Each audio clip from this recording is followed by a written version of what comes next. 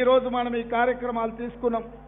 మన నాయకుడు రాహుల్ గాంధీ గారు కన్యాకుమారి నుంచి కశ్మీర్ వరకు 150 కిలోమీటర్లు 150 రోజులు 4000 కిలోమీటర్లు మండు టెండలో మంచు కొండలో నడుచుకుంటూ పేదవాళ్ళ యొక్క సమస్యల్ని తెలుసుకుంటూ ఆడబిడ్డల యొక్క ఇబ్బందులను వారు తెలుసుకుంటూ ఈరోజు ఈ దేశంలో ఉండే యువతకు ఒక ఆదర్శంగా ఉండేటట్టు ఇవాళ మనకు నాయకత్వం అందించండు.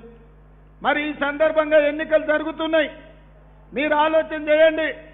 నరేంద్ర మోడీ గారు ఈ దేశానికి 2 సార్లు ప్రధానమంత్రిగా ఉన్నారు.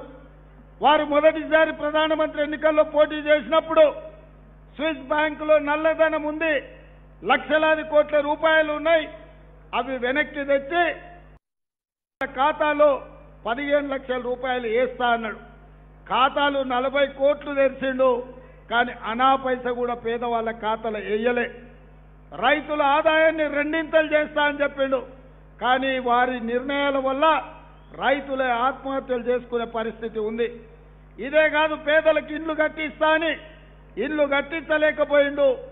ఏది చెప్పినా నరేంద్ర మోడీ గారు నమ్మించి మోసం చేసిండు. అందుకే ఈరోజు కర్ణాటక రాష్ట్ర ప్రజలు కన్నిగడలు ఆలోచన చేయాలి. పోయిన పార్లమెంట్ ఎన్నికల్లో బీజేపీకి 25 ఎంపీలు ఇచ్చిండ్రు. వాళ్ళ దోస్తు దేవగౌడకు 1 ఇచ్చిండ్రు, సుమలత గారికి 1 ఇచ్చిండ్రు.